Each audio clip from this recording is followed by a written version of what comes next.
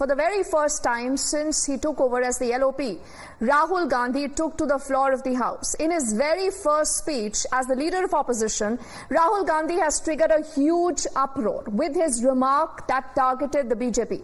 Now, he said that some who call themselves quote-unquote Hindus only talk about violence, hatred and lies. This comment clearly did not go down well with the BJP that was quick to retort, and you had a significant Rahul versus Prime Minister Modi showdown exactly on this issue earlier today. डरो मत, डराओ मत। और दूसरी तरफ शिव जी कहते हैं डरो मत, डराओ मत, अभय मुद्रा दिखाते हैं, अहिंसा की बात करते हैं, त्रिशूल को जमीन में गाड़ देते हैं, और जो लोग अपने आप को हिंदू कहते हैं वो 24 घंटा हिंसा हिंसा हिंसा, नफरत नफरत नफरत, असत्य सत्य असत्य।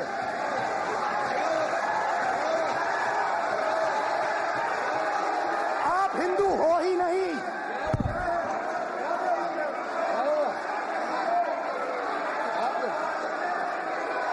Just get me that picture of Shiva. Inside Speaker's office. Hindu धर्म में साफ लिखा है, सत्य के साथ खड़ा होना चाहिए, सत्य से पीछे नहीं हटना चाहिए, सत्य से नहीं डरना चाहिए। अहिंसा हमारा प्रतीक है। अभय मुद्रा ऐसे कीजिए, अभय मुद्रा।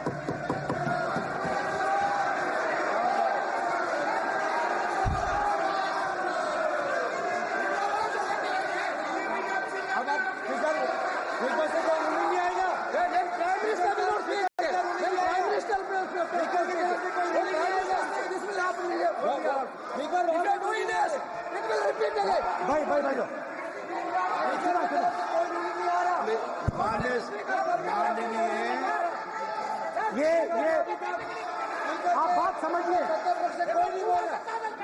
आप बात समझिए। ये इसलिए चिल्ला रहे हैं क्योंकि तीर जाके दिल में लगा है, दिल में जाके तीर लगा है, इसलिए ये चिल्ला रहे हैं। देखो चुप हो गए,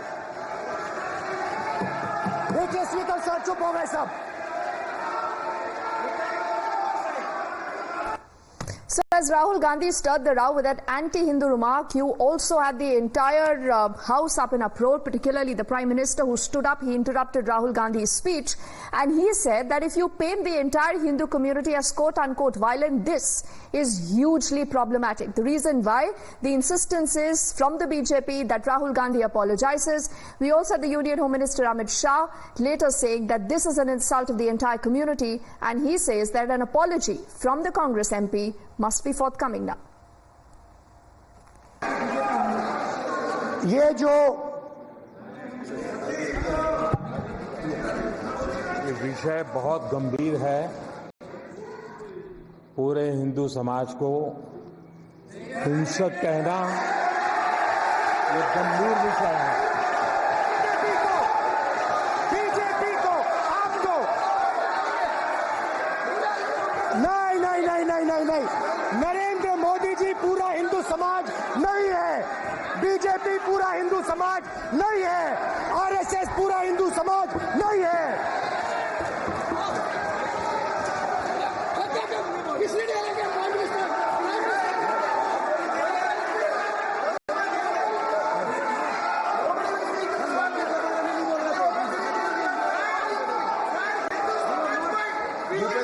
ये ठेका नहीं है बीजेपी का।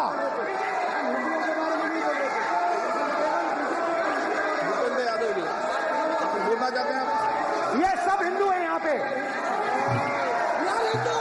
ये सब हिंदू हैं। माननीय अध्यक्ष जी, शोर शराबा कर इतने बड़े वाकया को छिपाया नहीं जा सकता। विपक्ष के नेताजी ने कैटेगोरिकली कहा है कि जो अपने आप को हिंदू कहते हैं वो हिंसा करते हैं। मैं फिर से रिपीट करना चाहता हूं, उनका वाक्य था जो अपने आप को हिंदू कहते हैं वो हिंसा की बात करते हैं, हिंसा करते हैं। मान्यवर, इस देश में शायद इनको मालूम नहीं है, करोड़ों लोग अपने आप को गर्व से हिंदू कहते हैं, गर्व से हिंदू कहते हैं। क्या वो सभी लोग हिंसा की बात करते हैं, हिंसा करते हैं? हिंसा की भावना को किसी धर्म के साथ जोड़ना और इस सदन में और संवैधानिक पद पर बैठे हुए व्यक्ति ने, मैं मानता हूं मान्यवर, उन्होंने इसकी माफी मांगनी चाहिए। मान्यवर, मैं उनको एक गुजारिश भी करना चाहता हूं कि इस्लाम में अभय मुद्रा, इस पर इस्लाम के विद्वानों का मत एक बार वो ले ले। गुरु नानक साहब की अभय मुद्रा पर SGPC का मत वो ले ले।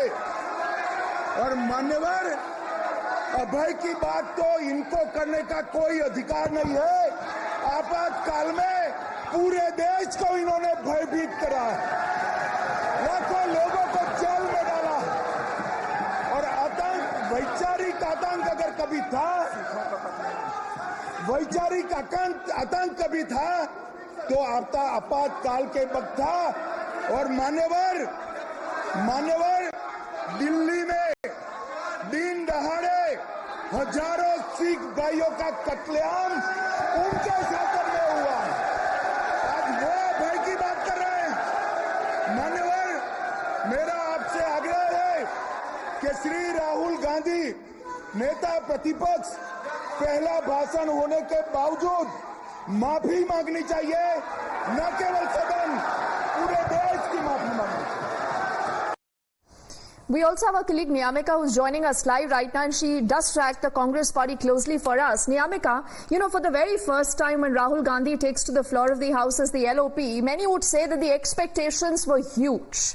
Now, how do you assess what has happened in the last few minutes? Rahul Gandhi taking that full frontal attack against the centre when it comes to Hindus, going on to say that they are violent. The Prime Minister interrupts that speech.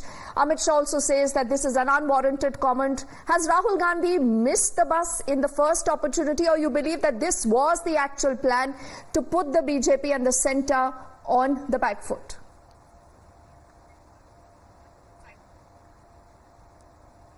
Well, indeed, it was a fierce speech which is being made by the leader of opposition in Lok Sabha, Mr. Rahul Gandhi, as he has made a strong attack upon the BJP as well as Mr. Prime Minister Narendra Modi. As for that reason, we have seen that how there was a debate that had taken place in the Lok Sabha today, as Rahul Gandhi has mentioned about various issues, which also includes the Agniveer or even Manipur violence. All of these issues which the Congress party has been continuously raising, that is what is being repeated by Rahul Gandhi as well. And today's speech, as it was his first speech after becoming the leader of opposition in Lok Sabha, and for that reason he has made a sharp attack at the BJP, specifically by mentioning about the Ayodhya seat, by mentioning about the Faizabad seat, because he has said that Ayodhya has given a strong message to the BJP that the people of this country are not in their favor, and that's the only reason why the manner in which the BJP was continuously raising the issue which is related to the Ram Mandir, that hasn't gone in support of the BJP, and that's the only reason why they had faced a defeat from that particular seat. He has given an example of that seat, and in fact he has also made a jibe at Prime Minister Narendra Modi as well as the other BJP leaders by mentioning that they are just trying to create fear amongst the people, and that has completely failed in these elections, and that's the only reason why people are now coming out in open. They are making statements, they are giving statements. He has also said that not just amongst the people of this country, in fact there is a fear within the BJP leaders as well. He has mentioned that when he had entered the parliament, at that point of time Mr. Rajnath Singh, who is the Raksha Raksha Mantri as well as the Union Minister Nitin Gadkari. All these leaders have, a feeling not really secure while speaking to Rahul Gandhi, and that's what he has given an example by saying that there is a fear amongst the BJP leaders as well. However, there is a backlash which has come after Rahul Gandhi had mentioned that those who calls themselves Hindu, they are speaking about the violence, they are making fear amongst the people of this country, and that point of time, it is the Prime Minister Narendra Modi who had raised his voice, and he has But Niamika, many would say that when it comes to the entire issue of, mixing Hinduism with violence and, trying to put the BJP on a back foot, on a strong issue like Hindutva, something that the BJP prides itself in, is that really the best option that the Congress had? Could the Congress have dealt with this issue in a far better way? What about parties like the Shiv Sena and all? Would they agree with what, Rahul Gandhi has said, particularly Uddhav Thackeray? We'll just let you be with us in a moment, Niamika. We'll also listen in quickly to how the BJP has responded to the entire issue. We have a reaction also from Shehzad Poonawalla. But before that, this is also the BJP MP Nishikant Dubey, who again teared into Rahul Gandhi on the floor of the House, and he said Rahul has absolutely no business to speak about Hindus like this.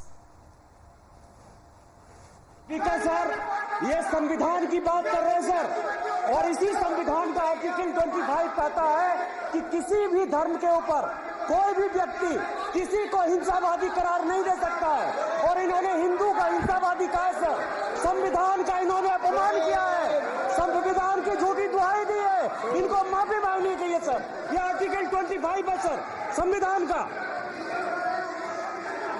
Sir इनको माफी मांगनी चाहिए। Article 25 जो है संविधान, और ये देश संविधान से चलता है, ये पार्लियामेंट संविधान से चलता है सर, इनको माफी मांगनी चाहिए सर। ये संविधान से ऊपर नहीं है सर, कांग्रेस संविधान से ऊपर नहीं है।